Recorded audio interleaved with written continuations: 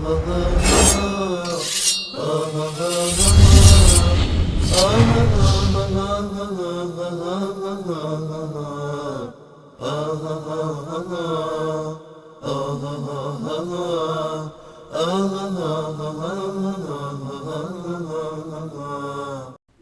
علیکم، بفرمایید.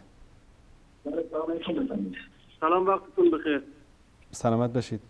خودتون رو معرفی کنید، از کجا زنگ میزنید؟ من از شیراز زنگ میزنم. اسمتون؟ محمدی از شیراز. محمدی از شیراز. بفرمایید آقای محمدی. آقای انصاری، من دو تا مطلب رو خدمتتون عرض بکنم. بفرمایید. یکی این که شما میفرمایید شیعه ها از این که فوش به سنی ها بدن و بد و بیراه بگن ثواب داره براشون، اینو عرض کنم یه عبادت میدونن. اصلا همچون چیزی نیست. ما به برادران اهل سنت خیلی هم احترام میذاریم، احترام براشون قائلیم و دوستشون داریم. دوم این که عرض کنم خدمت شما اگه واقعا توی یک برنامه جهانی دارید صحبت میکنید یا آدم شریفی هستید، نباید به بزرگان ما توهین بکنید. همونجوری که ما به بزرگان شما توهین نمیکنیم، هیچ وقت شما نشنیدید از بزرگان ما که به بزرگان شما توهین بکنن. اگه شیعه واقعی هیچ وقت توهین نمیکنه به بزرگان شما، خیلی درست با ادب صحبت میکنه. حالا اینکه بعضیا زنگ میزنن، صحبت میکنن، بعد حرف میزنن، بیراه حرف میزنن، اینا متاسفانه آدمای درستی نیستن. ما شیعه ها خودمون اینا رو قبول نداریم.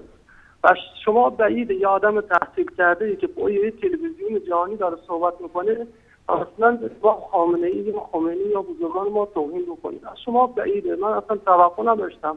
من تلویزیون ها نمیبینم، ولی متاسفانه امشب جای میمون بودم، اینو دیدم خورده ناراحت شدم. از شما بعید بود این حرکت. خب اجازه میدید الان من یک دو کلمه عرض کنم خدمت شما؟ در خدمت شما هستم. برادر عزیز، این به صفحه تلویزیون نگاه بکنید. این کتاب اصول کافی است. در اینجا روایتی هست که میگه که امام صادق فرمودن که رسول خدا صلی الله علیه و سلم فرمود که ما میگیم هاشا و کلا که امام جعفر صادق این حرف رو زده باشه. این دروغی است که به امام جعفر صادق تهمت زدن. گفتن هرگاه پس از من اهل ریب و بدعت را دیدید از آنها بیزاری جویید و بسیار به آنها دشنام بدهید و درباره آنها بد گویید و تن بزنید و آنها را خفه و وامانده سازید.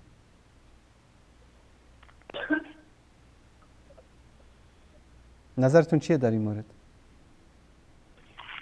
یه بادی هم میفرمایید من بیام نزدیک چشم ضعیف عینک بشم نیست. بله. میگه هرگاه پس از من اهل ریب و بدعت را دیدید از آنها بیزاری جویید و بسیار به آنها دشنام بدهید و درباره آنها بد گویید و تن بزنید و آنها را خفه و وامانده سازید. و در پایین در شرح همین مطلب میگه که چون علمای اهل خلاف یعنی مخالفین شیعه گفته شده مقصود از آنها کسانی هستند که دینشان بر پایه گمان و توهم فاسد است، چون علمای اهل خلاف. ببینید آقای انصاری عزیز، خب علمای شیعه ما هیچ کدوم عرض کنم خدمت شما بدعت نمی‌کنن. منظور از اینا اهل سنت است برادر گرامی. علمای اهل خلاف یعنی کی؟ کسانی که مخالفین شیعه هستند.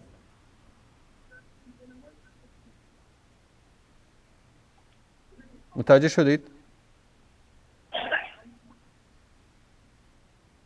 متوجه شدید برادر عزیز؟ قطع کردید رفت. ببینید یعنی برادر عزیزمون که از اصفهان که قطع کردن رفتن، حرفی رو که ما میزنیم با دلیل از کتاب‌های خودتون میگیم. این کتاب الروضة من الکافی صفحه 285 جلد 8 حدیث 431. تهمت هم به کی است؟ به ابی جعفر امام محمد باقر. میگه که ان بعد اصحابنا یفترون و یقذفون من خالفهم. بعضی از اصحاب ما تهمت میزنن و فحش میدن به مخالفینشون. فقال لی الکفو مجمل، حالا ولشون کنید بهتر است. ثم قال والله یا ابا حمزه، اینو امام محمد باقر میگه، والله یا ابا حمزه، به خدا ای ابا حمزه، ان الناس كلهم اولاد البغایا ما خلا شیعتنا. غیر از شیعیان ما همه حرامزاده هستند. غیر از شیعیان ما همه حرامزاده هستند. این رو در الروضة من الکافی جلد 8 صفحه 285 حدیث 431. این در کتاباتون است. اگر قبول ندارید که بگید که آقا ما اینو قبول نداریم، اینو بردارید از کتاباتون، صحیح ترین کتابتون است. این در کتاب تفسیر عیاشی است، در صفحه 398 در جلد 2 میگه که اینم از جعفر ابن محمد روایت کردن. میگه هر مولودی که به دنیا بیاد یکی از ابلیس ابالسه اونجا حاضر میشه.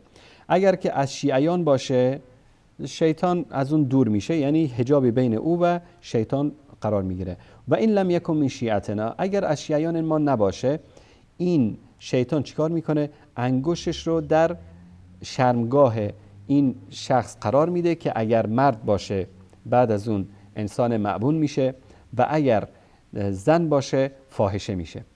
یعنی غیر از شیعیان شیطان میاد باشون. این ببینید فإن علم الله انه من شیعتنا حجبه عن ذلك الشیطان، اگر خداوند دانست که این از شیعیان ماست از این شیطان دورش میکنه. و این لم یکن من شیعتنا، اگر شیعه نبود شیطان میاد با نوزاد پسر و دختر غیر شیعه این عمل رو انجام میده که این مرد به اصطلاح مفعول می باشه و اون زنم چی می باشه؟ فکانت فاجرتون، فاحشه میشه. این نظر علمای شما در مورد اهل سنت است. این شما داد بزنید بگید هفته وحدت و اهل سنت و بالمناسبه حتی نظر شیعه در مورد آقای کبیری و سید مکرم هم همین است. فکر نکنید اینا مستثنا هستن چون در کنفرانس وحدت شرکت کردن. این دیدگاه شیعه در مورد سید مکرم و محیدین کبیری همین است که هنگام ولادتشون شیطان این کارو با اینا کرده. این عقیده شیعه است در مورد همه، در مورد این کسایی که در کنفرانس وحدت شرکت دارن، در مورد همشون اعتقاد شیعه همین است. شما حالا بخواید یا نخواید، یا این پولایی که ایران بهتون میده جلوی چشمتون رو بگیره یا نگیره، این یک واقعیت است. و خیلی یعنی در این قسمت ببینید در این روضة الکافی هم همچنین تهمت میزنه به در صفحه 393 که از مادران، فرزندان و ازدواج و طلاق مخالفان پرسیده بودی، یعنی غیر شیعه.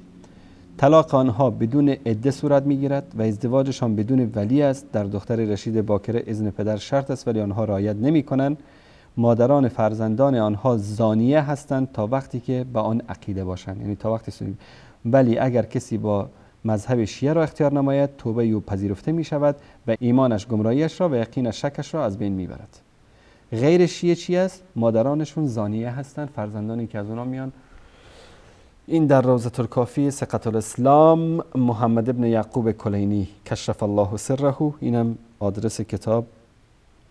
در ایران هم چاپ شده، جای دیگه چاپ نشده. باور کنید نه وهابی‌ها چاپش کردن نه داعشی‌ها، خود ایرانی‌ها در ایران چاپش کردن.